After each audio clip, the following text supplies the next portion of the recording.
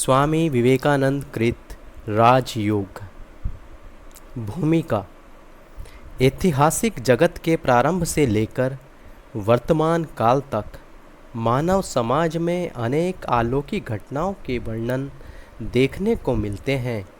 आज भी जो समाज आधुनिक विज्ञान के भरपूर आलोक में रह रहे हैं, उनमें भी ऐसी घटनाओं की गवाही देने वाले लोगों की कमी नहीं है।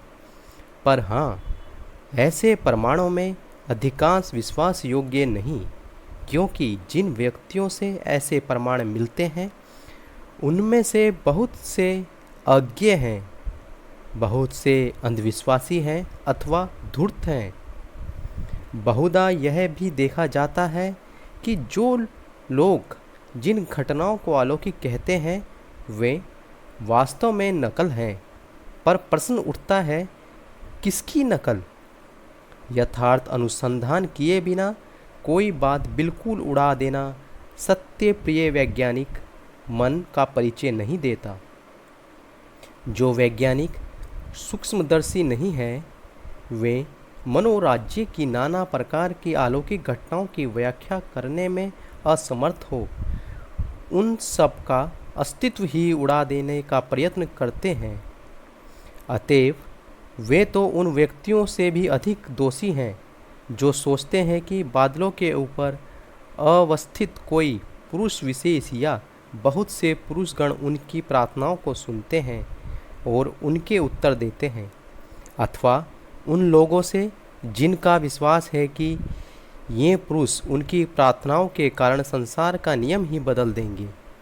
क्योंकि इन बाद के व्यक्तियों के संबंध में यह दुहाई दी जा सकती है कि वे अज्ञानी हैं, अथवा कम से कम यह कि उनकी शिक्षा प्रणाली दूषित रही है, जिसने उन्हें ऐसे अप्राकृतिक पुरुषों का सहारा लेने की सीख दी और जो निर्भरता अब उनके अवतन स्वभाव का एक अंग ही बन गई है।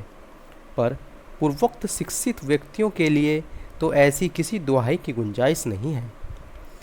हजारों वर्षों से लोगों ने ऐसी अलौकिक घटनाओं का पर्यवेक्षण किया है, उनके संबंध में विशेष रूप से चिंतन किया है और फिर उनमें से कुछ साधारण तत्व निकाले हैं। यहाँ तक कि मनुष्य की धर्म प्रवृत्ति की आधार भूमि पर भी विशेष रूप से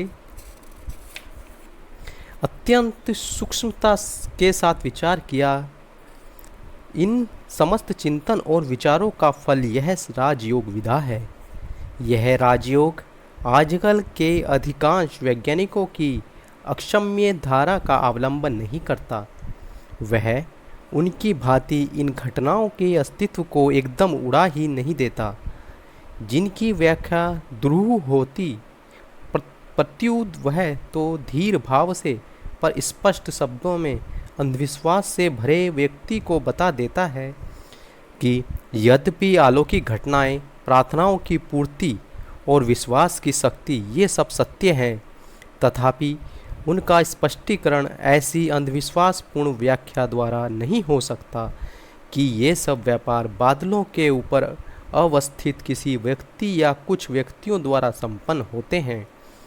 वह घोषणा करता है कि प्रत्येक मनुष्य सारी मानव जाति के पीछे वर्तमान ज्ञान और शक्ति के अनंत सागर की एक क्षुद्र प्रणाली मात्र है। वह शिक्षा देता है कि जिस प्रकार वासनाएं और अभाव मानव के अंतर में हैं, उसी प्रकार उसके भीतर ही मन के अभाव के मोचन की शक्ति भी है।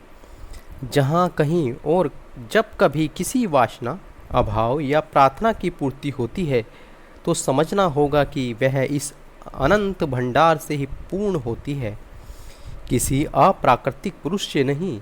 अप्राकृतिक पुरुषों की भावना मानव में कार्य की शक्ति को भले ही कुछ परिणाम में उद्दीपित कर देती हो, पर उससे आध्यात्मिक अवनति भी आती है, उससे स्वाधीनता चली जाती है, भय और अंधविश्वास हृदय पर अधिकार जमा लेता है तथा मनुष्य स्वभाव से ही दुर्बल प्रकृति है, ऐसा भयंकर विश्वास हम में घर कर लेता है।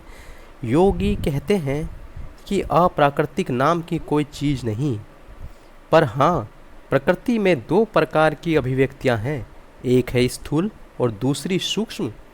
सूक्ष्म कारण है और स्थूल कार्य है। स्थूल सहज ही इंद्रियों द्वारा उपलब्ध किया जा सकता है, पर सूक्ष्म नहीं।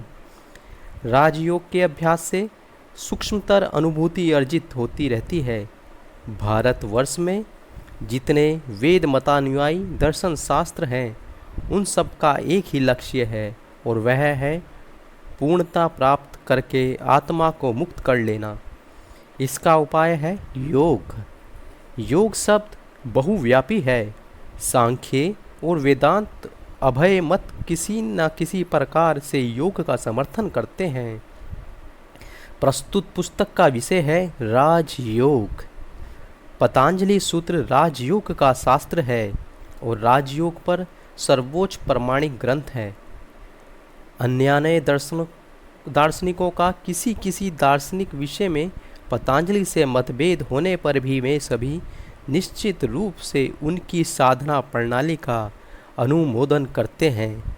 लेखक ने न्यूयॉर्क में कुछ छात्रों को इस योग की शिक्षा देने के लिए जो व्याख्यान दिए थे, वे ही इस पुस्तक के प्रथम अंश में निबद्ध है।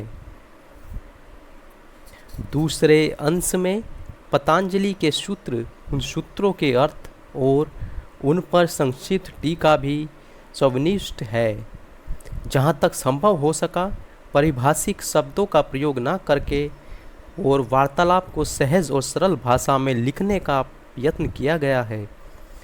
इसके प्रथमांश में साधनार्थियों के लिए कुछ सरल और विशेष उपदेश दिए गए हैं, पर उन सभी को यहाँ विशेष रूप से सावधान कर दिया जाता है कि योग के कुछ साधारण अंगों को छोड़कर निरापद योग शिक्षा के लिए गुरु का सदा सानिध्य रहना आवश्यक है। वार्तालाप के रूप में प्रदत्त ये उपदेश यदि लोगों के हृदय में इस विषय पर और भी अधिक जानने की जिज्ञासा जगा दें, तो फिर गुरु का अभाव न रहेगा। पतंजलि दर्शन सांख्य मत पर स्थापित है। इन दोनों मतों में बहुत ही थोड़ा अंतर है। इनमें दो प्रधान भेद हैं। पहला तो पतंजलि आदि गुरु के रूप में एक सगुण ईश्वर की सत्ता स्वीकार करते हैं, जबकि सांख्य का ईश्वर लगभग पूर्णतः प्राप्त एक व्यक्ति मात्र है, जो कुछ समय तक एक सृष्टि कल्प का शासन करता है, और दूसरा योगीगण आत्मा या पुरुष के समान मन को भी सर्वव्यापी मानते हैं, पर सांख्य मत वाले नहीं। स्वामी विवेकानंद।